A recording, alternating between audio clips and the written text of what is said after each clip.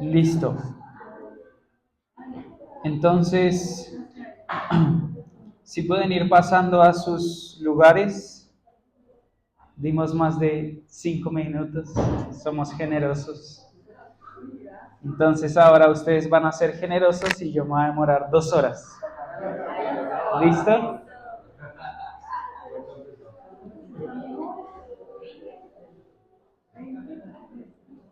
Mentiras, pero es bien interesante.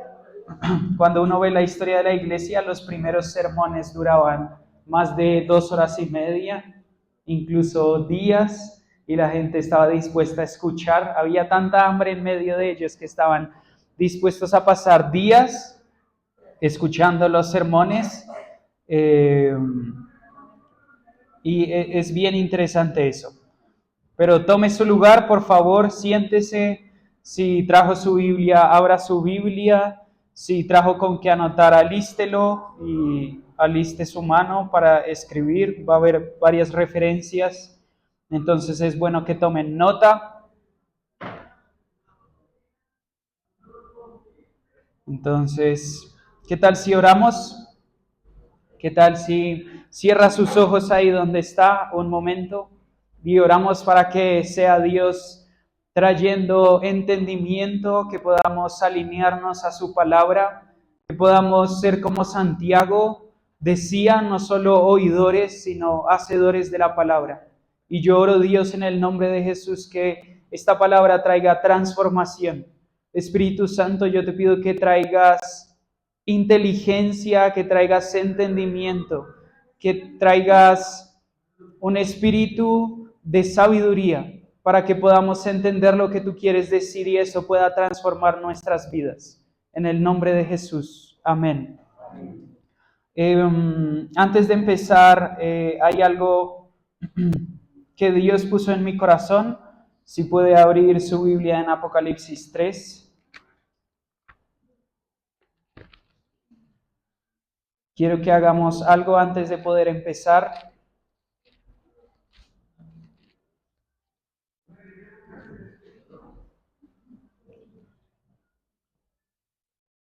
Apocalipsis 3, versículo 20, de pronto usted lo conoce.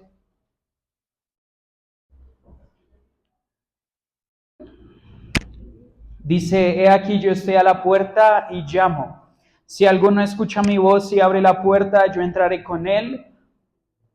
Yo entraré con él y comeré con él y él conmigo. Dice el versículo 21, Jesús está dando una recompensa. Estas son palabras de Jesús. Dice, al vencedor le concederé que se siente conmigo en mi trono, así como yo también vencí y me senté con mi Padre en su trono. Versículo 22 dice, el que tenga oídos entienda lo que el Espíritu dice a las iglesias. Y hay algo que Dios traía a mi corazón y verdaderamente lo digo con mucho temor del Señor. Y yo creo que acá hay algunas personas que a lo mejor se han venido enfriando, que a lo mejor han sentido que Dios se ha olvidado de ellas, que a lo mejor han sentido que esta temporada no ha sido una temporada donde el amor por Dios está creciendo, sino está decreciendo y se sienten completamente alejados. O a lo mejor hay personas que realmente nunca se han sentido cerca de Dios y de Jesús. Y yo creo que Jesús está haciendo un llamado y está diciendo, solo pongan una mesa. Y esta mesa se va a ver muchas veces como un escritorio en su casa. Muchas veces se va a ver como apartar tiempo para estar con Jesús. Muchas veces se va a ver como levantarnos temprano e irnos al comedor y buscar a Jesús. Hay algo en la consagración del tiempo que necesitamos tener en cuenta, que Dios está llamando nuestra atención a decir, pongan una mesa. Estoy en la puerta y estoy llamando. Está en usted si usted desea abrir o no. Jesús está haciendo su parte. Dice, yo estoy a la puerta y estoy llamando. Usted solo tiene que abrir la puerta. Incluso él dice, yo voy a cenar con usted y usted conmigo. Hay algo que Jesús está llamando a la iglesia, y realmente lo digo con mucho temor del Señor, es preparen una mesa. Preparen una mesa. Prepare un lugar, consagre un lugar, un tiempo, todos los días, si es a la misma hora está bien, Si no está, no es a la misma hora, también está bien, pero no pase un solo día sin sentarse a la mesa con Jesús. Esta iglesia de la Odisea estaba pasando por una cosa que Jesús dice tibieza espiritual.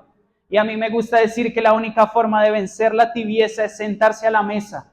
Yo no sé si usted viene sintiéndose tibio, como que sí, pero como que no, como que se aburre leyendo las escrituras. Y yo siento que Jesús nos está llamando una vez más como iglesia y está diciendo, pongan una mesa. No puede ser que la persona que decimos que más amamos, que más admiramos, que nos salvó y solo decimos esas cosas y pasamos días y semanas sin sentarnos a la mesa con ese hombre.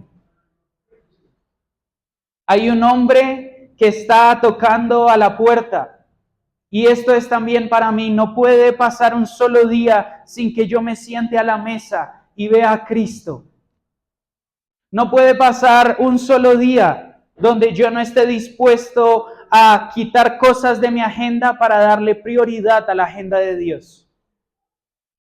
Si decimos amarlo, tenemos que ser consecuentes con lo que estamos diciendo. Si decimos que es nuestro Señor y nuestro Salvador, Él no es Señor de nuestro tiempo, no es Señor de media hora, de 1 hora, de 2 horas, de 3 horas. Y creo que Dios está haciendo esta invitación. Si usted se siente frío, si usted se siente tibio, si usted siente que perdió su primer amor y esa pasión que sentía cuando se sentaba a la mesa con Jesús, prepare una mesa. Prepare una mesa. Y yo quiero que entre las filas que estamos acá usted pueda ponerse de pie y pueda abrazarse con las personas que están en su fila. Y quiero que podamos interceder por esto. No sabemos cómo está la persona de nuestro lado, si es esa persona que se siente así fría, tibia, que perdió el primer amor, pero yo le invito a que ore e interceda por esa persona. No se demore más de 1 minuto. Ore para que esa persona, Dios le dé gracia para poner una mesa, donde sea que tenga que ponerla, y sentarse a hablar con Cristo. 1 minuto, solo tome 1 minuto.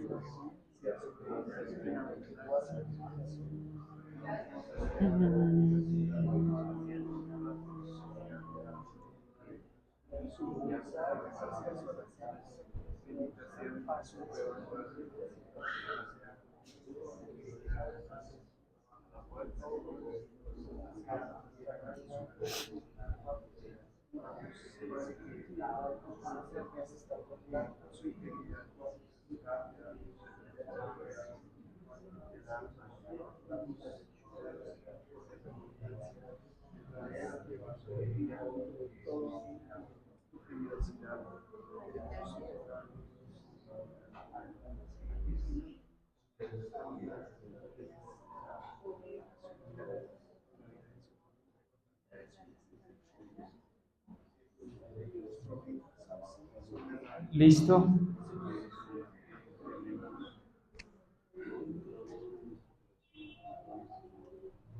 Ya puede tomar su lugar.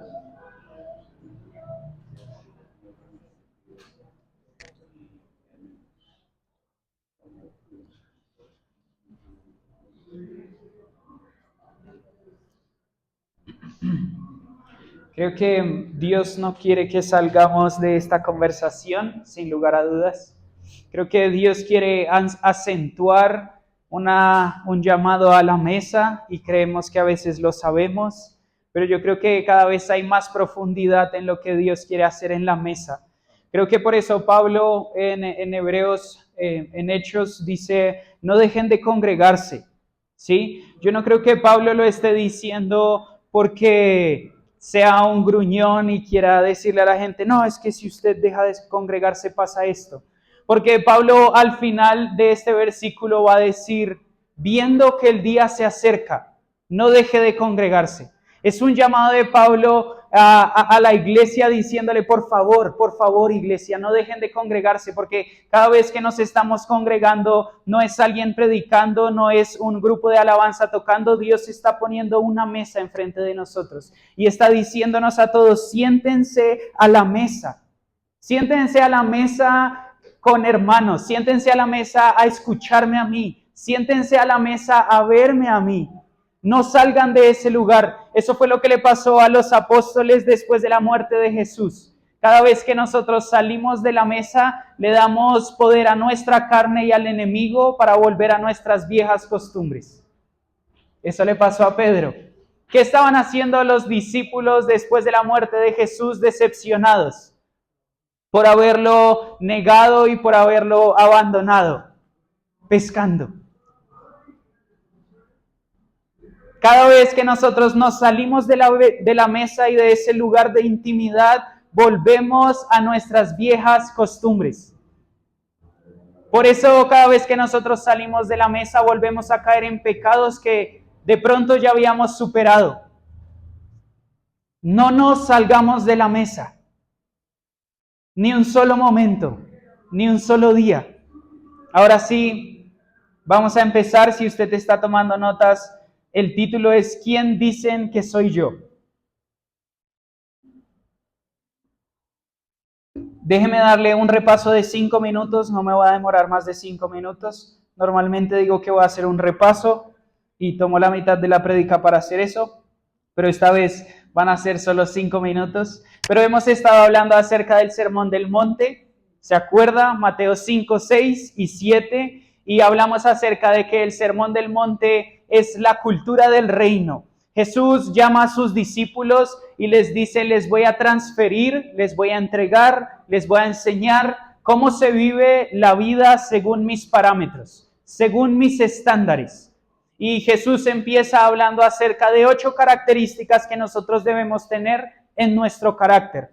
Debemos aprender a llorar, debemos aprender a ser humildes, pobres en espíritu, misericordiosos, debemos ser bienaventurados y aceptar la persecución. Son 8 características que Jesús nos pone y dice, son 8 cosas que nosotros debemos estar comprometidos a desarrollar. No es que usted solo pueda tomar ser misericordioso, pero no quiero ser pobre en espíritu.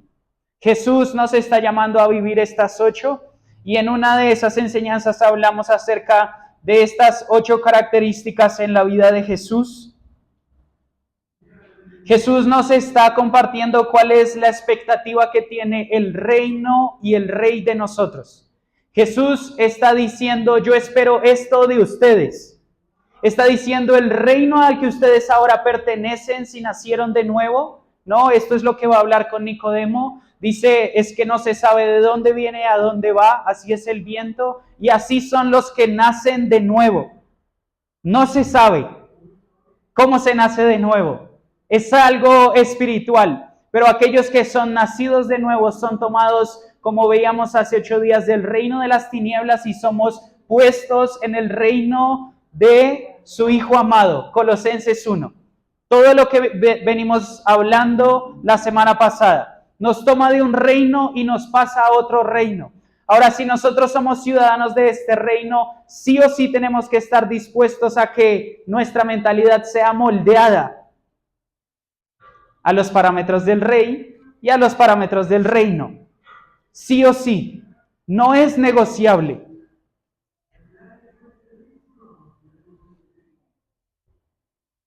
Vemos a Jesús en el Sermón del Monte mostrándonos su voluntad para sus discípulos. Jesús se toma el tiempo de reunirlos y enseñarles. Y vemos que en el Sermón del Monte vemos las 8 características del carácter del cristiano. Vemos después la influencia del cristiano, ¿no? La sal y la luz. Y la influencia del cristiano no es más que una consecuencia en que se concentre a desarrollar las 8 bienaventuranzas. Usted se compromete a desarrollar las 8 bienaventuranzas y empieza su vida a ser sal y luz en el mundo y en las personas alrededor de usted. Vamos a ver la relación de Jesús con la ley, es lo que vamos a ver hoy. Vamos a hablar acerca de qué espera Dios de nuestra espiritualidad. Va a hablar incluso acerca de qué espera Dios acerca de nuestras ambiciones. ¿Usted tiene ambiciones, metas, propósitos? Jesús va a direccionar a sus discípulos y les va a decir, estas son las ambiciones que yo espero de los ciudadanos del reino. Impresionante. Jesús se va a tomar el tiempo de eso. Jesús se va a tomar el tiempo de hablar acerca de relaciones. Aún más interesante. Somos seres completamente relacionales. Todo lo que nosotros hacemos día a día tiene que ver con relaciones. Familia, trabajo, estudio, iglesia, relaciones. Y Jesús se va a tomar el tiempo de decirnos, escúchenme, yo les voy a enseñar cómo se desarrollan relaciones saludables. Y después va a decir, ok, les enseñé todo esto y hay una decisión que deben tomar. Jesús va a decir, ¿se consagran a mí o no? ¿Toman una decisión por mi reino y por las leyes de mi reino y lo que yo espero de mi reino o no las toman? No hay blanco y negro con Jesús. ¿Me siguen o no me siguen? Eso pasó en Juan 6. Jesús está predicando y entonces habla acerca de algo controversial y dice, aquel que no come mi sangre, no come mi carne y toma mi sangre, no tiene parte conmigo. Y dice que muchos lo dejaron. Jesús tiende a ofender nuestra mente. ¿Comer su carne y tomar su sangre? ¿Sabían que a los cristianos nos tildaban de caníbales por la Santa Cena? Porque decían que estaban haciendo cosas en las reuniones y se estaban comiendo unos a otros. Jesús es completamente controversial y les dice, si ustedes no hacen esto, no tienen parte conmigo. Y unos se ofenden y lo dejan. Y en medio de que muchos seguidores dejan a Jesús porque ofende la mente de las personas y va en contra del orgullo de las personas, les dice a los 12, ¿ustedes también me van a dejar? Interesante Jesús. A mí me gusta pensar en esas escenas donde Jesús es un poco rudo o un poco firme. Y me gusta preguntarme, ¿será que en ese momento Jesús dejó de ser amor? ¿Será que realmente Jesús en ese momento dejó de ser amor? Porque Primera de Juan dice, Dios es amor. Él no tiene amor, Él es amor. O sea, en ese momento cuando Jesús estaba levantando las mesas con látigos, ¿se le quitó el amor a Jesús? En ese momento no les estaba mostrando amor a los fariseos.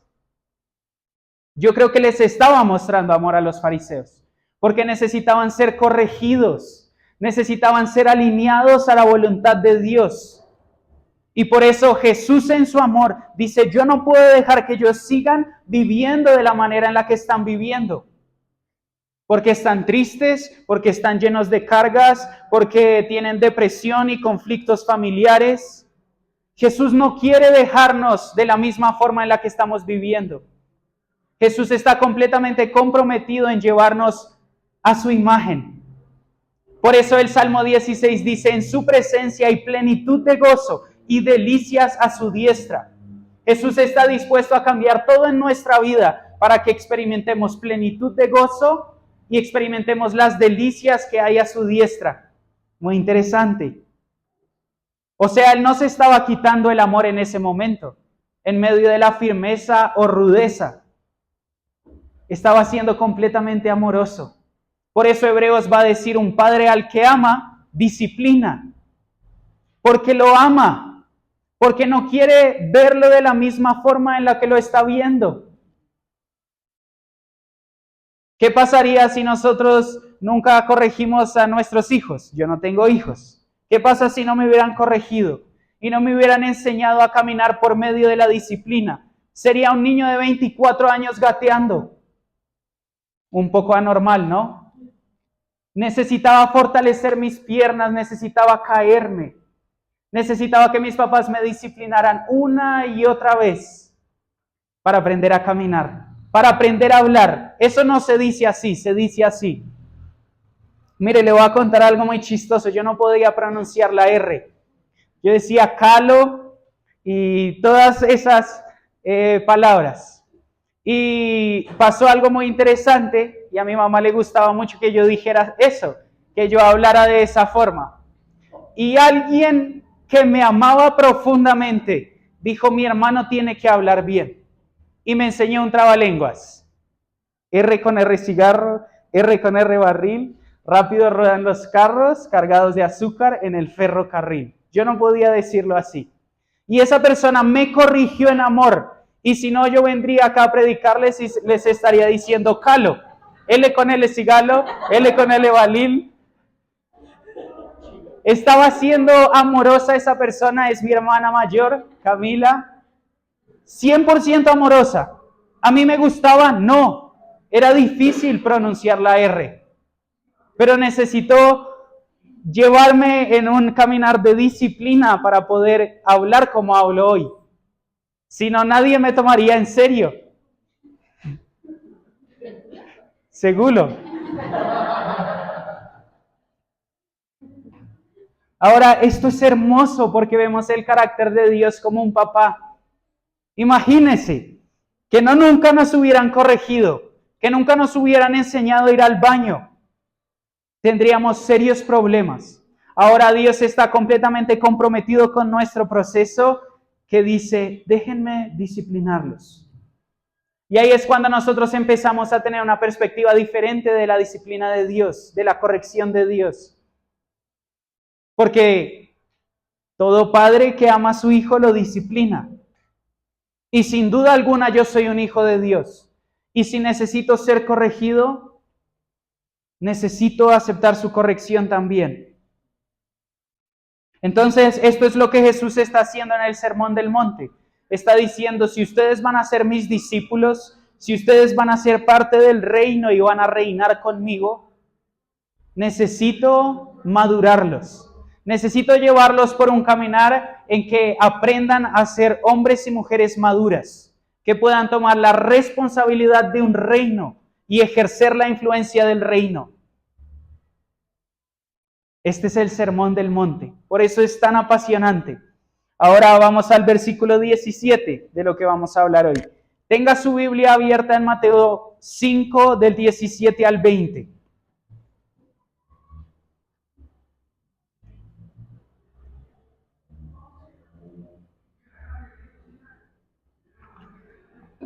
Y ahora vaya a mirar la pantalla, tenga su dedo ahí y miremos la pantalla juntos en Mateo 13.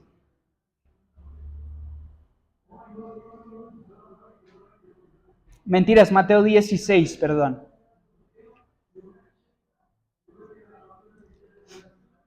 Mateo 5 ya había pasado, porque estamos en el capítulo 16. Y Jesús otra vez está haciendo milagros y está predicando y está alimentando a multitudes. Eso está en el capítulo 15. Y él está haciendo ministerio en Galilea. Y de un momento a otro, él decide irse a Cesarea de Filipo. Capítulo 16. Así empieza. Entonces él se va a Cesarea de Filipo. O estoy un poco corrido, creo que no empieza ahí. Pero él lleva a sus discípulos a Cesarea de Filipo y les hace una pregunta muy importante. Piense que ellos habían caminado más o menos 40 kilómetros. De aquí a Zipaquirá más o menos hay 20, 25 kilómetros. De aquí a Cedrito, 140, algo así, hay unos 20 kilómetros. O sea, el doble de eso. Digamos, ida y vuelta caminando. Jesús se lo llevó. Y cuando ellos llegan a Cesarea de Filipo, era una ciudad que estaba tomada por el Imperio Romano y era donde hacían cultos paganos. Tenían estatuas, hacían sacrificios a los ídolos. Imagínense ese momento donde Jesús nos llevará a ese lugar. Y les hace una pregunta a sus discípulos muy importante. Y les dice, ¿qué dicen las personas? ¿Quién soy yo? ¿Qué dicen las personas? ¿Quién es el Hijo del Hombre? Les hace esta pregunta a los discípulos y les dice, ¿qué están diciendo las personas acerca de mí? ¿Qué es el Hijo del Hombre? Y ellos dicen, no, unos Jeremías, otros Juan el Bautista, y empiezan a tener interpretaciones personales acerca de quién es Jesús. Y aquí quiero parar un momento. ¿Nosotros estamos definiendo a Jesús por lo que otros dicen que es Jesús? Porque la primera pregunta que hace Jesús es, ¿quién está diciendo a la gente que soy yo? Y ellos empiezan a decir, unos dicen que esto, otros dicen que esto. ¿Nosotros estamos definiendo a Jesús por lo que las demás personas están diciendo que es Jesús? ¿Nosotros estamos definiendo a Jesús por lo que nuestro pastor, nuestro líder, la persona que nos enseña, nos está diciendo quién es Jesús? Porque después Jesús hace otra pregunta. Y es una pregunta que para mí es la pregunta que define y trasciende la vida de un ser humano. Le pregunta, ¿quién dicen que soy yo?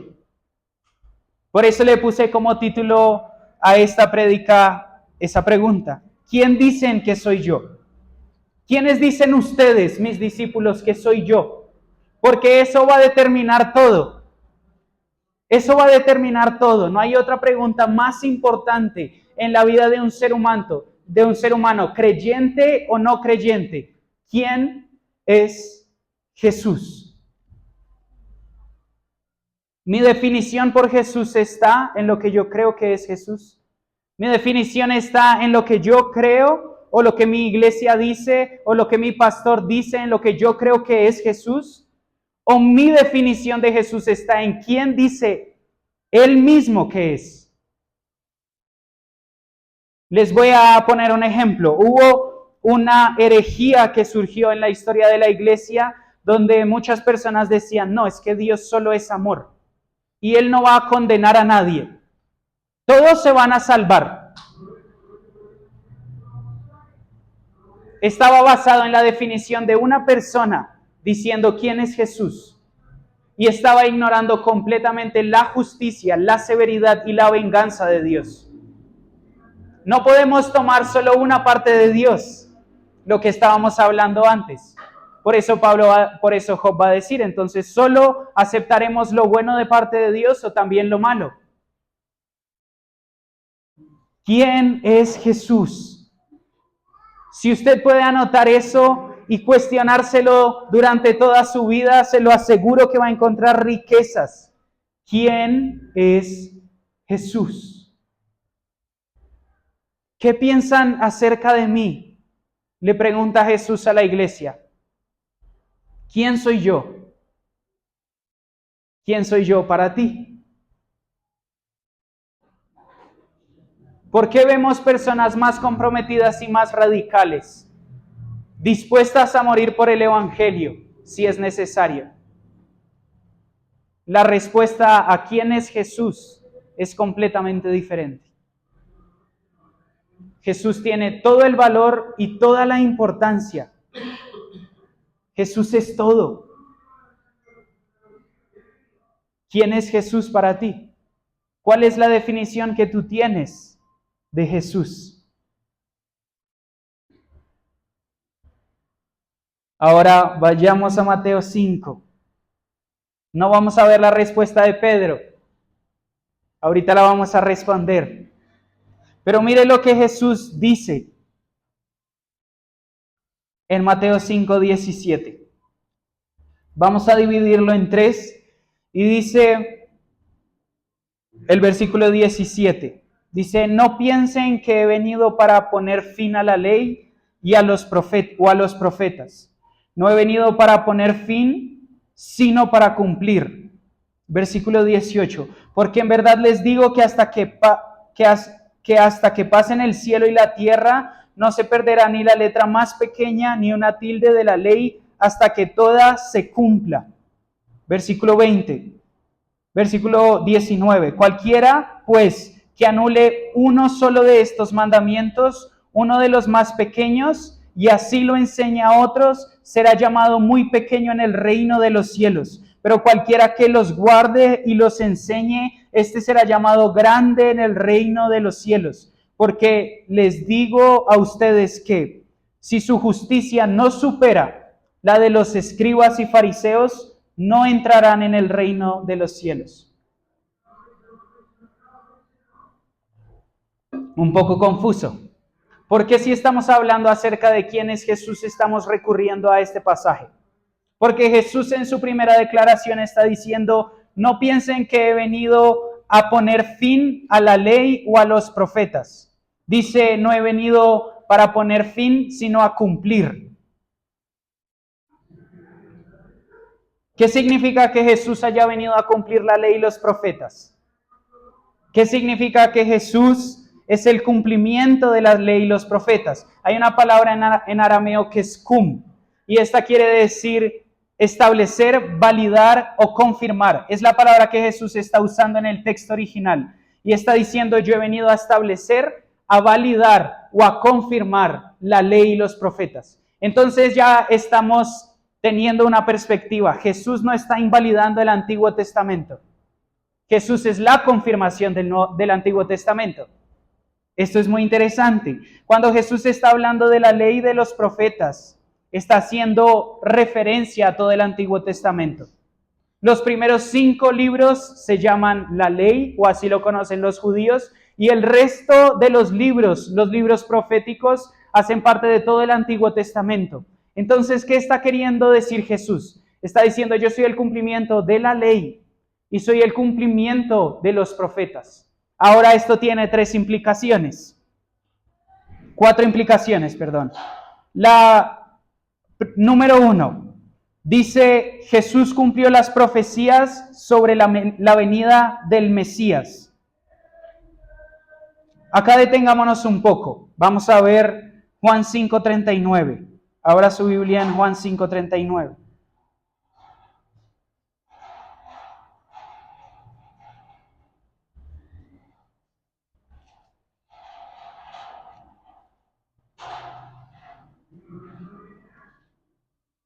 ¿Ya lo tienen?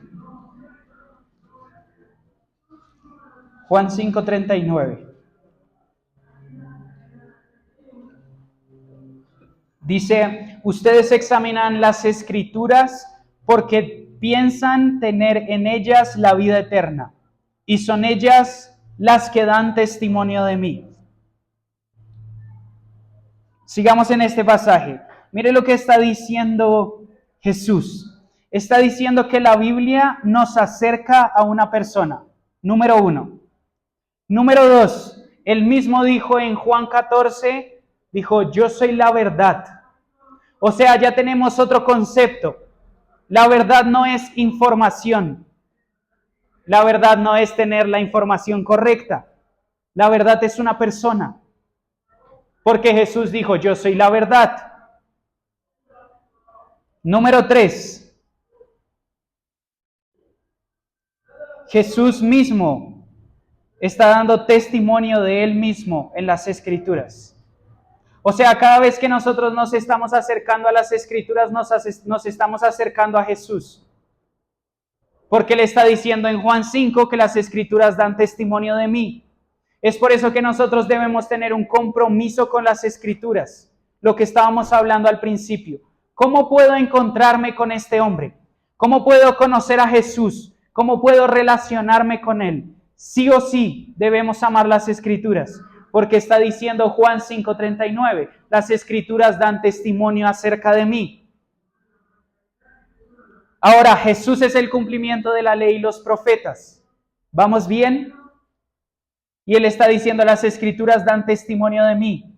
Él simplemente está afirmando lo que está diciendo en el Sermón del Monte. Lucas 24:27. Vaya rápido a Lucas 24:27.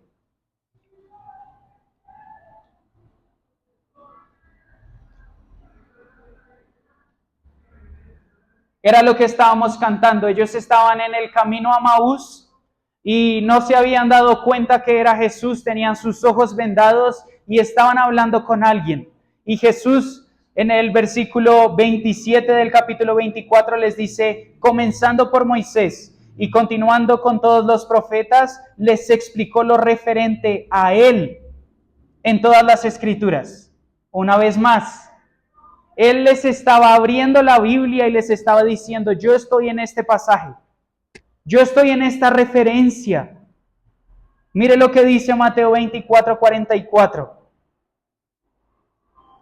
Lucas 24:44, perdón, ahí mismo. Dice unos versículos más adelante. Él se acaba de encontrar con sus discípulos y les está haciendo pescado y está hablando con ellos y les dice, esto es lo que yo les decía cuando todavía estaba con ustedes, que era necesario que se cumpliera todo lo que sobre mí está escrito en la ley de Moisés, en los profetas y en los salmos. Mire lo que está diciendo Jesús. Está diciendo para que ustedes tengan una base sólida y sepan quién soy yo, está escrita en la ley, en los profetas y en los salmos. La palabra. O sea, ¿quién nos habla acerca de quién es Jesús? ¿Y cómo podemos conocer a Jesús? Por medio de la palabra. Ahora, ¿quién revela la palabra? El Espíritu Santo. Entonces se vuelve un conjunto. No vamos a ir hacia allá. Ahora vamos a ver casos de Cristo en el Antiguo Testamento donde Jesús se estaba presentando. Esto se le puede decir una epifanía. Póngame mucha atención. Las veces que una persona o algo parecido a una persona se presenta en el Antiguo Testamento es Jesús. Esto se llama una epifanía. Es una imagen de un hombre que estaba apuntando a Cristo encarnado. Le voy a poner un ejemplo. Génesis dice que la palabra de Dios caminaba sobre el jardín del Edén. ¿Quién era? Cristo. ¿Por qué sabemos eso? En Juan va a decir, y el verbo se hizo carne. ¿Quién estaba caminando en preexistencia? Cristo. Vamos un poquito más adelante. Moisés. ¿Se acuerda cuando Moisés está teniendo este encuentro con Dios y un árbol se prende fuego y no se consume? Y Dios le dice, quítate las sandalias, porque es un lugar santo. ¿Quién era el que estaba detrás de ese árbol? Cristo. Las Escrituras dando testimonio acerca de Cristo. Sigamos. Daniel. ¿Usted se acuerda que Nabucodonosor dice, estos tres como decidieron no adorar la estatua, se van al horno de fuego? Y Nabucodonosor de un momento a otro dice, pero yo eché 3 personas al horno porque hay 4. Uno con aspecto a un hijo de hombre. ¿Quién estaba en medio de ellos protegiéndolos? Cristo, una vez más. Después Ezequiel va a ver a uno parecido como hijo de hombre sentado sobre un trono. Y cambia completamente la vida de Ezequiel. ¿Quién era? Cristo. Abraham. Viene alguien a cenar con Abraham. Y antes de destruir Sodoma y Gomorra, decide, yo voy a hablar con mi amigo Abraham y le voy a contar lo que voy a hacer. ¿Quién era? Cristo. Una vez más. Después todos los profetas van a empezar a profetizar acerca de la venida de Jesús. Isaías 9. Usted se lo sabe. Un niño nos es nacido y un niño nos es dado, y el dominio, el poder estará sobre sus hombros. Estaba hablando acerca de Cristo. Ahora la Biblia en todos los libros del Antiguo Testamento nos habla acerca de Cristo. En todos. Y por eso está diciendo Jesús, yo soy el cumplimiento de la ley y de los profetas. Eso quiere decir que todas las personas, las 66 personas, las 40 y pico personas que escribieron el Antiguo Testamento, estaban hablando acerca de una persona, Cristo. Juan 8:58 dice, Abraham se alegró por ver el día del Señor, por ver a Cristo. Jesús está hablando con los fariseos y les dice, Abraham se alegró al ver mi día. O sea, Abraham no estaba viendo al Padre, estaba viendo a Cristo. O sea, toda la palabra está dando testimonio acerca de Cristo. David. ¿Se acuerda que David tiene un pacto con Dios en 2 de Samuel 7, versículo 16? Y le dice, y este reinado no tendrá fin, y su reino tampoco tendrá fin. David se murió, Saúl se murió, Saúl estaba antes de David, David se murió, Salomón se murió, Absalón se murió, Ezequías se murió, todos murieron. ¿Y ahorita hay un rey en Israel? No. ¿Quién era ese hombre que iba a tener un reino eterno y un reinado que no iba a tener fin? Por eso Mateo empieza diciendo, este es hijo de Abraham e hijo de David. ¿Se acuerda esta imagen en Génesis 15 cuando está Abraham con Dios y lo pone sobre un sueño y pone animales a un lado y pone animales al otro, los corta por la mitad? Pasan dos personas, el Padre y el Hijo, confirmando el pacto. Una vez más, Cristo es el cumplimiento de la ley y los profetas.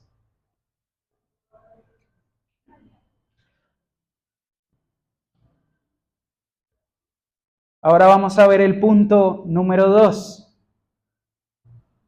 Jesús cumplió la ley moral de Dios. ¿Esto qué quiere decir? ¿Se acuerda que Dios le da 10 mandamientos a su pueblo? Eso es lo que conocemos como la ley. ¿Se acuerda que les dice no adorarás a otro Dios, no mentirás, no matarás? Y le da los 10 mandamientos al pueblo de Israel. Y les dice, estas son las consecuencias de la obediencia y de la desobediencia. Romanos va a hablar acerca de esto. Y va a decir, por cuanto todos pecaron, están destituidos de la gloria de Dios. Y va a decir, la paga del pecado es la muerte. O sea, Israel se vio en insuficiencia de cumplir la ley. Y nosotros también. Haga una lista de los 10 mandamientos. Y mire que usted ha incumplido todos. Desde el primero, ponemos dioses por encima de Dios. Y estamos constantemente levantando ídolos y adorando cosas. Erramos. Ahora Jesús está diciendo, yo soy el cumplimiento de la ley. Eso quiere decir que Él cumplió 100% la ley. ¿Usted puede pensar eso? Él no mintió, no adulteró, no dio falso testimonio, no codició los bienes del prójimo, solo adoró a Dios y no a otros dioses. Fue lo que Satanás intentó hacer cuando lo tentó. ¿Se acuerda que le dice primero, transforma esta piedra en pan?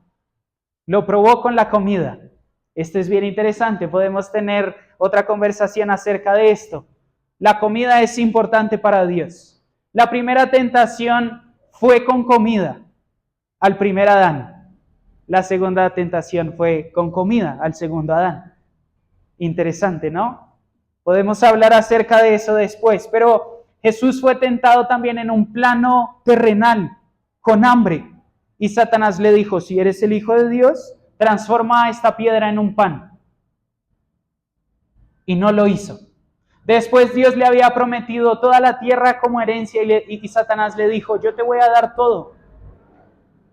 Y Jesús le dijo, no. Y después le dijo, salta, que tus ángeles van a venir y te van a cuidar. Y Jesús le dijo, no. O sea, Jesús cumplió a cabalidad la ley moral de Dios, no pecó. Esto es hermoso. Mire lo que dice 2 Corintios 5:21.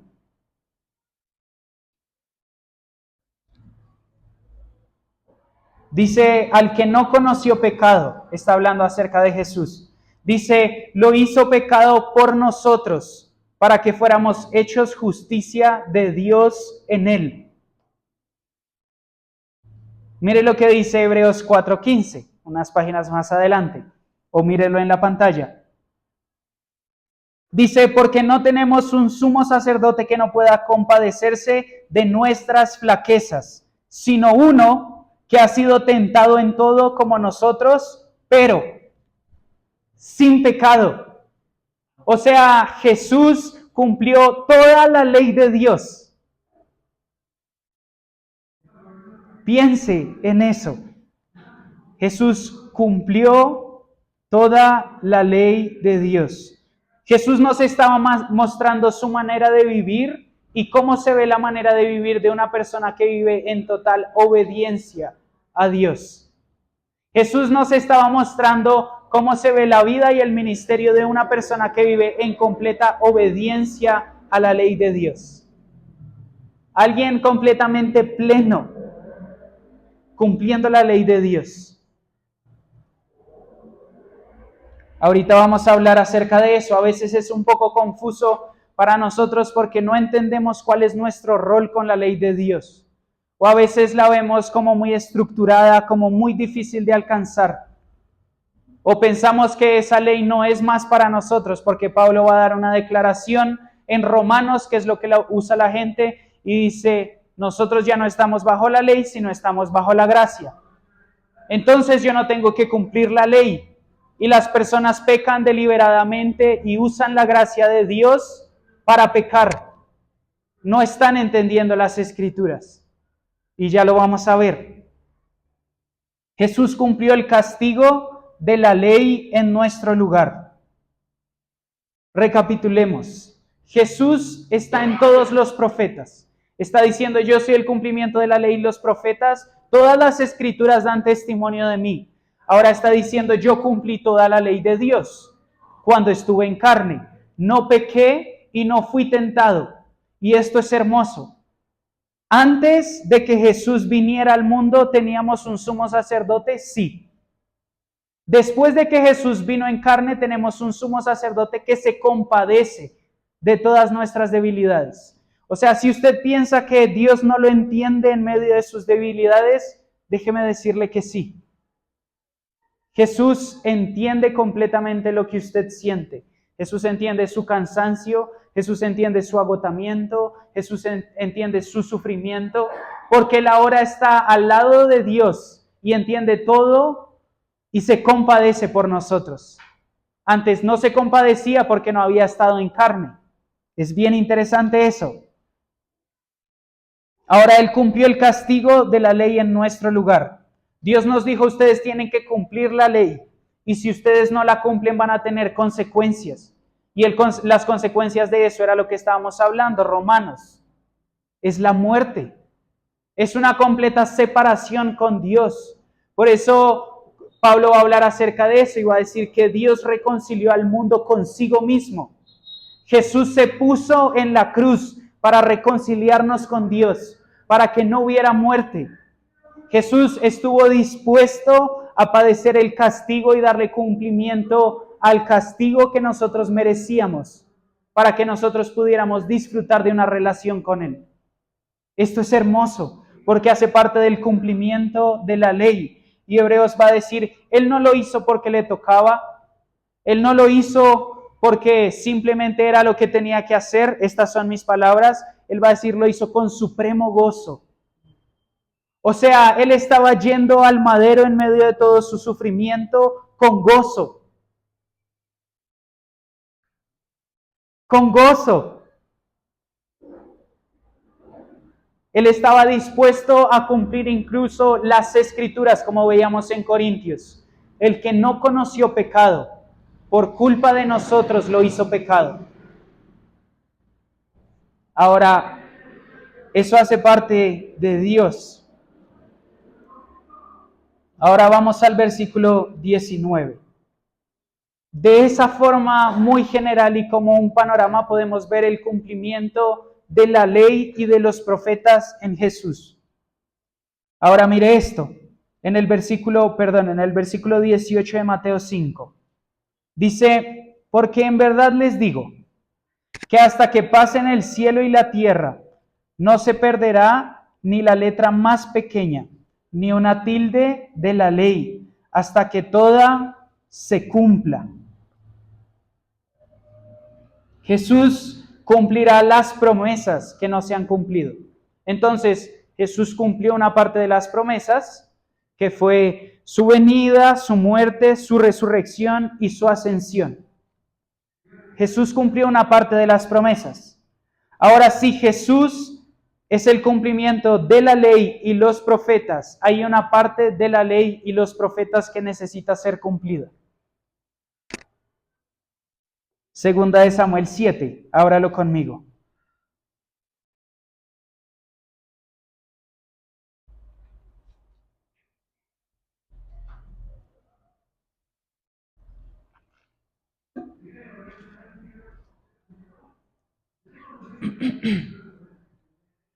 Dice, cuando todos sus días se cumplan, Dios está hablando con David, le dice, y reposes con tus padres, levantaré a tu descendiente después de ti, el cual saldrá de tus entrañas y estableceré su reino. Él edificará casa a mi nombre y yo estableceré el trono de su reino para siempre. ¿Se acuerda lo que estábamos hablando? Para siempre. Yo seré padre para él y él será hijo para mí. Cuando cometa iniquidad lo castigaré con vara de hombres y con azotes de hijos de hombres. Pero mi misericordia no se apartará de él, como la aparté de Saúl, a quien quité de delante de mí. Tu casa y tu reino permanecerán para siempre delante de mí, y tu trono será establecido para siempre. Acá Dios le está haciendo una promesa a David y le está diciendo, va a haber uno de tu descendencia que va a ser hijo tuyo y va a ser hijo mío. Esta es la encarnación de Jesús y dice, y su reinado va a ser para siempre. Isaías 9:7. Mire lo que dice, el aumento de su soberanía y de la paz no tendrá fin. Sobre el trono de David y sobre su reino sobre su reino, para afianzarlo y sostenerlo con el derecho y la justicia desde entonces y para siempre. El celo del Señor de los ejércitos hará eso. Daniel 2:44. Mire lo que dice Daniel 2:44.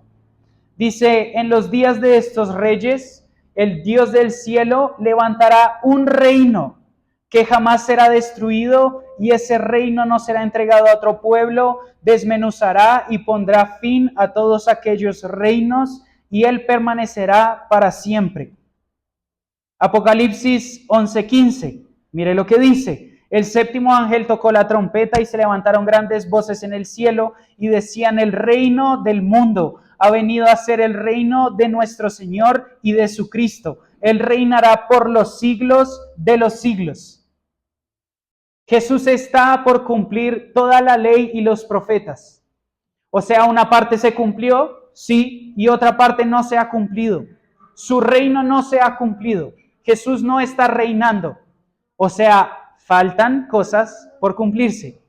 Entonces, ahí vemos nosotros que ni una tilde, ni una letra, Jesús lo está diciendo, va a pasar sin que yo cumpla todo esto. ¿Usted sabía que más del 25% de las profecías no se han cumplido? Y pensamos que todo se cumplió en la primera venida de Jesús. Ahora, veamos los últimos versículos 19 y 20. Cualquiera pues que anule uno de estos mandamientos, aun de los más pequeños, y así lo enseña a otros, será llamado muy pequeño en el reino de los cielos. Pero cualquiera que los guarde y los enseñe, será llamado grande en el reino de los cielos. Porque les digo a ustedes que, si su justicia no supera la de los escribas y fariseos, no entrarán en el reino de los cielos. Acá Jesús vuelve una vez más a ser un poco drástico y duro. ¿Se acuerda quiénes eran los fariseos? Eran los que cumplían a cabalidad toda la ley de Dios. Ellos no se saltaban ni un solo pedazo de las fiestas, de las ceremonias, todo lo hacían perfecto. Y Jesús le dice a sus discípulos, si ustedes no superan su justicia, no son dignos de entrar al reino de los cielos. Difícil, ¿no? Ahora sí vamos a Romanos 6:14.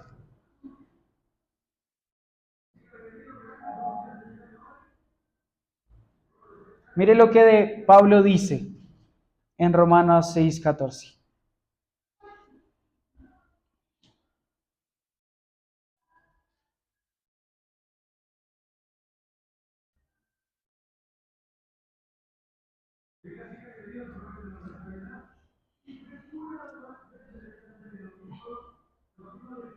Dice, el pecado ya no es más su amo, porque ustedes ya no viven bajo las exigencias de la ley, en cambio viven en la libertad de la gracia. Estoy leyendo Nueva Traducción Viviente. Mire lo que dice la Nueva Biblia de las Américas. Dice, porque el pecado no tendrá dominio sobre ustedes, pues no están bajo la ley, sino bajo la gracia.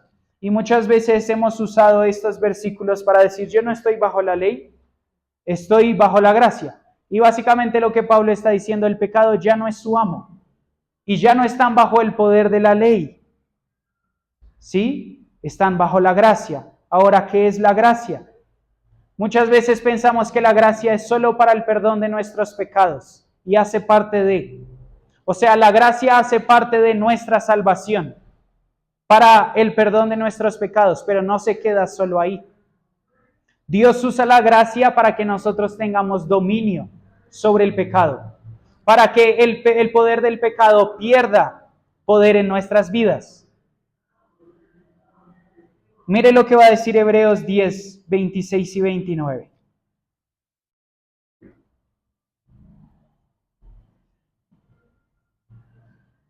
Dice Hebreos 10, 26.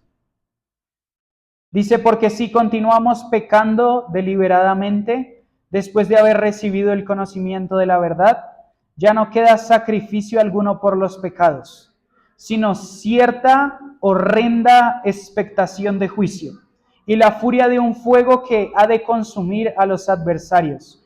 Cualquiera que viola la ley de Moisés muere sin misericordia por el testimonio de 2 o 3 testigos. ¿Cuánto mayor castigo piensan ustedes que merecerá el que ha pisoteado bajo a sus pies al Hijo de Dios y ha tenido por inmunda la sangre del pacto por el cual fue santificado y ha ultrajado al Espíritu de gracia? Pues conocemos a aquel que dijo, mía es la venganza, yo pagaré. Y otra vez, el Señor juzgará a su pueblo.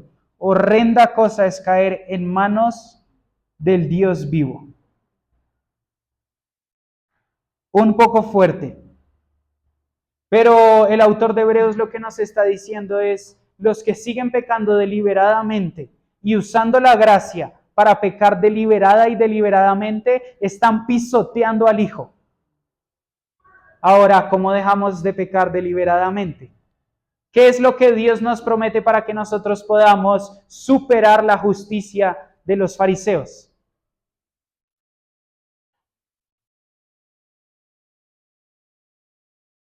Mire lo que dice Tito 2:14. Esto no nos pertenece. Dios es el que está encargado de que esto se cumpla. No podemos llegar a la justicia que necesitamos llegar por nuestras propias fuerzas. Mire lo que dice Tito 2:14. Estoy leyendo en Nueva Traducción Viviente. Dice, Él dio su vida para liberarnos de toda clase de pecado, para limpiarnos y para hacernos su pueblo, totalmente comprometidos a hacer buenas acciones. Y mire lo que dice unos libros más adelante, 2 de Pedro 1:3.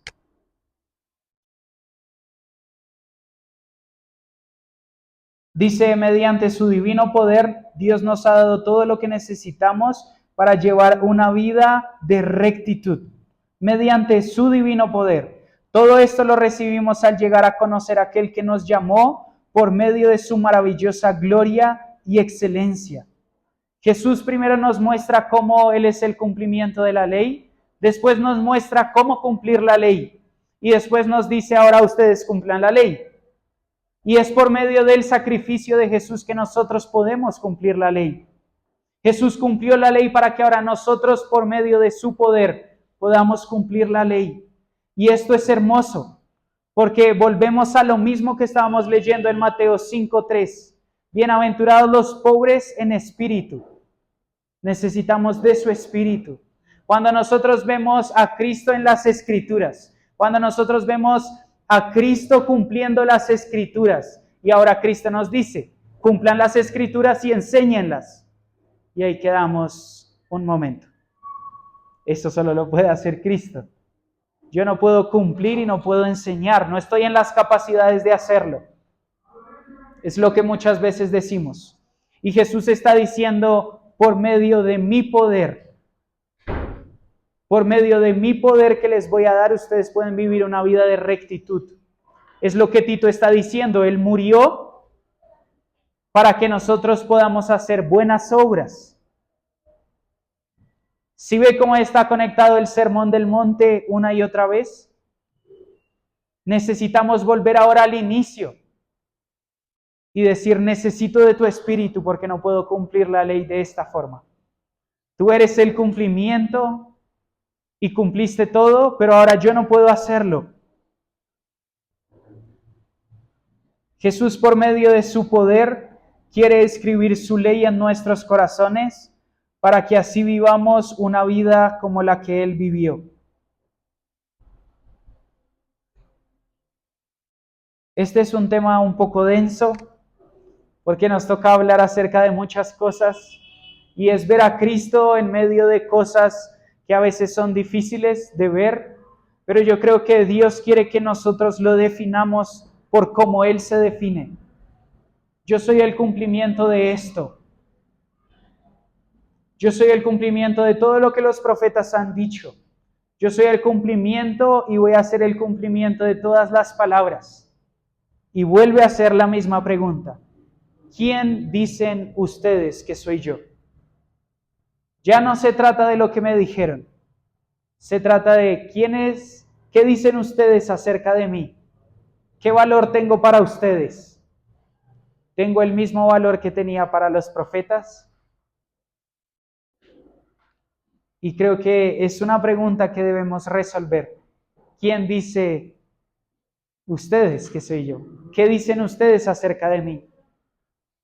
Los invito a que puedan cerrar sus ojos, puedan meditar 30 segundos, solo cierre sus ojos y piense.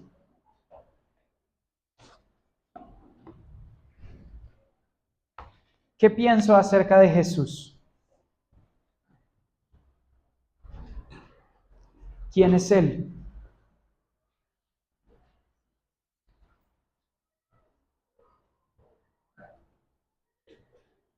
Y si dos personas me pueden ayudar voluntariamente a pasar la cena, yo le invito a que la tome.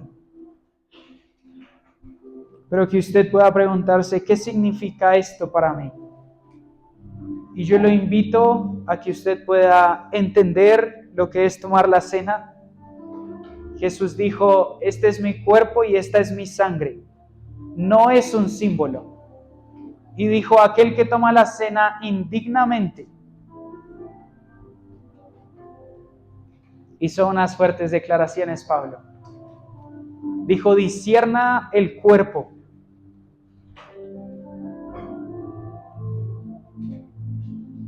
¿Quién es Cristo para usted? ¿Y por qué está tomando la cena hoy?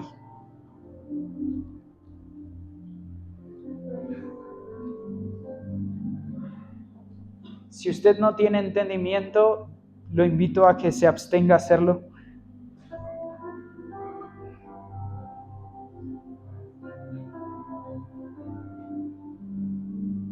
¿Quién es Cristo para usted?